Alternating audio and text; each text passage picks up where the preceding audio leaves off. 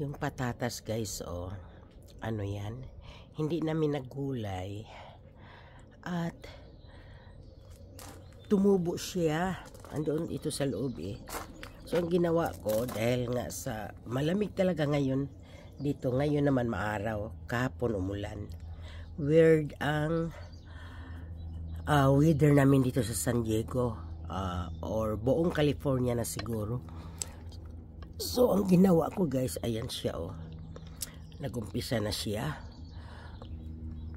Nilagay ko ito dito sa pots. Ayan. Ngayon tumubo siya. Ayan, tumubo siya diyan. Ayan, nakapasok pala siya sa lupa. Talagang naghahanap talaga ng mapasukan ang ano ito? Bato? No, ano din siya? Buo na pala siya. Nakapasok siya doon sa loob ng lupa. At talagang healthy siya guys. So ang gagawin ko, ilalagay ko to siya dito. At dito ko pa rin siya ilagay at naiinitan dito banda. Sandali guys. Maganda ang araw na ngayon guys, pero kahapon umuulan, kaya ayan, hanggang ngayon hindi ko pa rin maalis-alis yung tarp ko para hindi malalata lalo yung aking, ano ba pangalan nito? Ito siya ba guys? Yan. Malalata na siya sa ulan saka sa init eh. Ay, yung bahay, parang bahay kubo siya.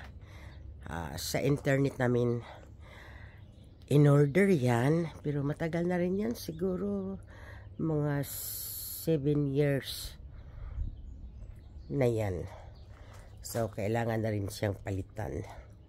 So ito guys, dahil pumasok na talaga siya sa pots na may lupa, hindi ko naman siya nilibing, ay sarili na lang siguro niya. Ilipat ko siya dito sa pots. Nakapajama pa ako guys. At ganito lang pag nasa bahay.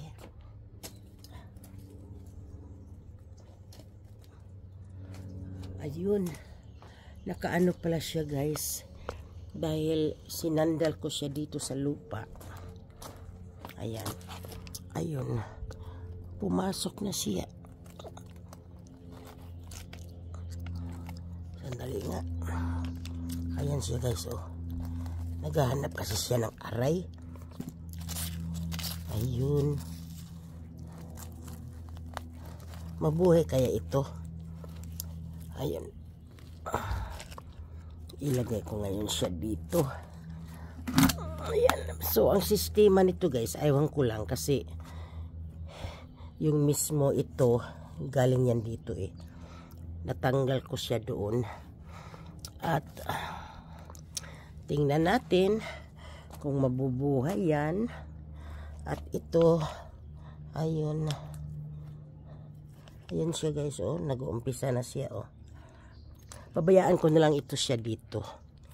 Dagdag na lang ako ng dagdag ng lupa. At ayan guys, tingnan ko na lang ang kalalabasan yan. Baka itong buo na ito ilipat ko doon. Dagdagan ko siya ng lupa. Sandali. Aalisin ko siya ng buo para maitanim dito.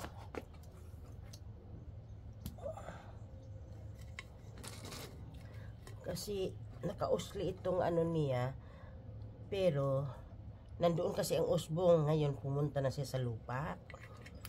So alisin na lang natin siya lahat. Ayan.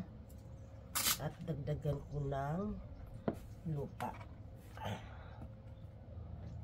At itong mga ito, ilalagay ko na rin doon. Ay, sakit ng likod nyo guys Kasi sa pag-search ko nito minsan, matagal na. Nilalagay ko pa nga to sa timba kaya lang hindi dumami. At doon naman sa labas, kinakain siya ng kung anong kumukot-kot. So, ikip ko siya dito at habang lumalaki daw siya, nagdadagdag ng lupa. So ito, ayan, ilagay ko na lang yan dyan para lang magkaroon siya ng lupa, guys. At masyadong malamig pa para mag-stay, magtanim-tanim. So ganun lang, guys. Tingnan ko na lang kung tuloy-tuloy ang buhay niya kasi ang lusog ng niya, malusog yung dahon niya. So ganun lang. Tapos pag tumubo na naman ito, dagdag na naman ako ng lupa. So dapat kasi talaga malaking pangalan nito, timba or ganoon yung basurahan na yun. Minsan nga nagbutas ako niyan maano lang ito, guys, makain lang ito ng lupa dahil dagdag ng lupa. So sa ngayon wala talaga akong lupa pa dahil hindi naman talaga ako nagtanim lately. So ganyan lang para magkaroon lang siya ng lupa. At ipakita ko na lang sa inyo sunod kung anong nangyayari dito. Okay, guys, at ito lang ang aking video for today. At ako'y mahihiga na naman at maaga ako nagising kanina. Mag 5:45 yata. Actually late na pala yun dahil hindi ko naabutan ang premiere ni Ceros at ni Nini. So ayan ako, guys, tingnan mo ako. So ganun na lang ang mangyayari, guys. Saka ito siya, tulips yata ito siya, nilibing ko lang yan siya dyan. Alam ko saan ko nakita yung niya, bulb niya. Ayan, lumaki naman siya. So maganda ang lugar niya yan, guys, kasi naiinitan siya So dahil katatapos ko lang ng aking sakit, may sipon pa ako, pinaligpit ko na sa anak ko yung air mattress. At ito, nilabahan ko na yung kumot, pero masyadong mabigat. Ayaw ko siyang isampay dito sa aking sampayan. Yan. Kawawa naman yung kalamansi ko at mabigat yan At dito na lang ako magtapos, guys. Maraming salamat sa inyong panonood at suporta. Bye-bye!